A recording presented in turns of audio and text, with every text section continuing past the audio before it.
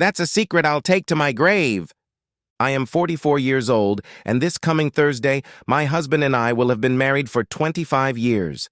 I love my husband very much, but throughout our marriage, I have kept one secret, actually two, from him. My husband and I had been dating for about 3 years and were supposed to be married. Although we made love, it wasn't a regular activity. I waited for him to propose before I lost my virginity. But he worked out of town a lot, and we were both still living with our parents, so there weren't many opportunities. I think we made love a total of 8 times in 5 months. The week before the wedding, the girls I work with threw a little party for me at a local lounge. They bought me drinks and made me dance with any guy who came to our table. It didn't matter who came to ask out Debbie, Carol, Alice, or Bev. He got me. I drank enough to loosen up, and when guys touched me, I didn't resist their hands. I didn't care because I knew none of them were going to get lucky. Not with the girls I worked with who were around to watch what was going on. After almost 2 hours in the break room, Alyssa said it was time to give me a surprise, and when I asked where it was, they said we should go get it. We got up and walked out of the parlor and got into Carol's Suburban, and when she started the car, Alice said, "Here, honey, as a surprise you have to wear this," and held out the blindfold. I was blindfolded, and about 5 minutes later we parked, and I was led inside the building where loud music was playing. I was led to a chair, and the blindfold was removed, and I saw that we were in a strip club, and it was male dancers' night. I looked around the club and saw that almost all of the attendees were women, although there seemed to be men with some of them. I was frankly amazed at how most of these women behaved when the men took off their suits during the dance. Some of them had to be restrained as they tried to get up on stage with the dancers. There were shouts of, "Take it all off and show us what you got and show us the package, baby." Girls fed me drinks and made lewd comments such as, "Look at that bump in his thong. Does your boyfriend hang like that?" Alice pointed at one of the dancers and said, "Doesn't he look appetizing? Wouldn't you like to eat him?" He did look very good indeed, and for a second or so I let my imagination run wild. I'd had about 5 drinks since we'd arrived, and that was on top of what I'd had before we arrived, so I didn't feel any pain. I got into the spirit of what was happening, and along with the other women chanted, "Show us your dignity," when Carol said, "Here he comes." "Who's coming?" "You're surprised, dear, the reason we brought you here." She pointed her finger and I saw one of the dancers come toward us. He looked like a Greek god and my stomach fluttered. "That's Toby, honey, and Toby is going to give you a lap dance. I know he's yummy, and I can see in your eyes that you want to do something inappropriate, but the rules are, you can look, but you can't touch." Toby proceeded to give me a lap dance, and when he finished I felt weakness in my knees as he stood up, and if he wanted to have sex with me on the table, in front of God and everyone, I would let him. After Toby left, I told the girls I needed to go to the ladies' room and got up to leave.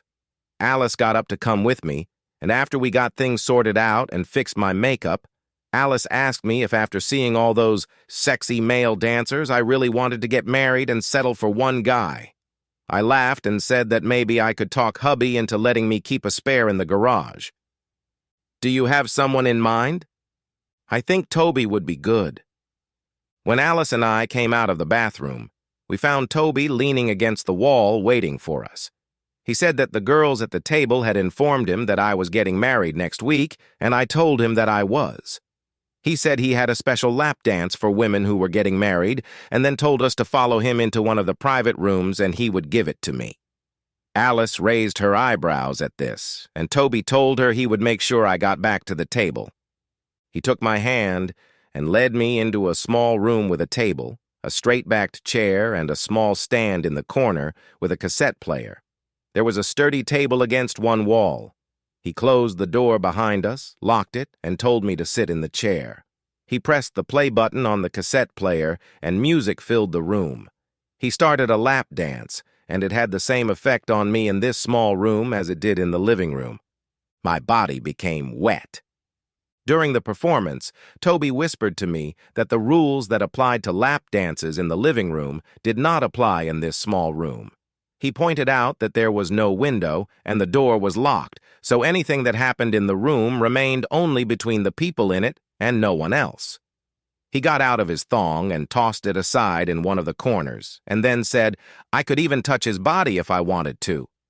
As he swayed and moved and rubbed against me to the beat of the music, I stared at his dignity and felt the same way I felt in the living room. If he wants to have sex with me, I'll let him. I reached out and touched my fingers to his body, and Toby smiled and said he knew it.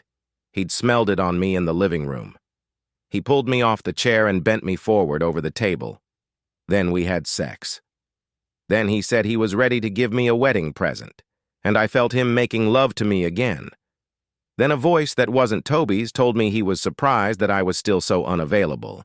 I raised up enough to look over my shoulder and saw another one of the dancers doing me.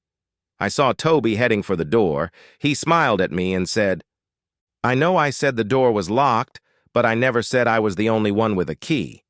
Opened the door and walked out of the room. At that moment, I saw two other dancers standing there watching, and I suddenly realized that I was going to be used. I was surprised that this thought didn't make me struggle to get up from the table. The man who was having sex with me gave me another sex before giving me his wedding gift, and then he stepped back and another dancer took his place.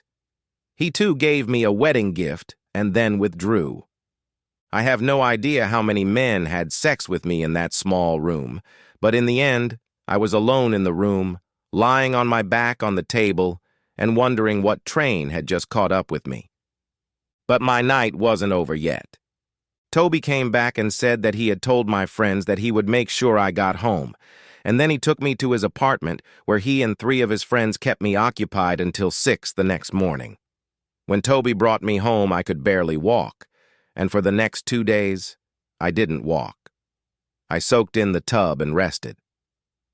The unintended result of that night was that I was pregnant when I returned from my honeymoon, and I know that the father of my child was one of the dancers. That's a secret I will take with me to my grave. That night awakened something in me and turned me into a cheater. I saw Toby 3 more times before the wedding. The last time was the night before I walked down the aisle, and he continued to see me an average of twice a week for the next 3 years, until he moved out of state. Admittedly, Toby wasn't the last of my lovers, just one of many. There were many others over the years, usually men I worked with and strangers I met in hotels and bars when I went out of town on business trips or my hubby went on trips, all without my husband's knowledge. My problem is that as I get older, my sex drive increases. I have sex with multiple men on average every 2 weeks and make love almost daily with coworkers in the pantry at work.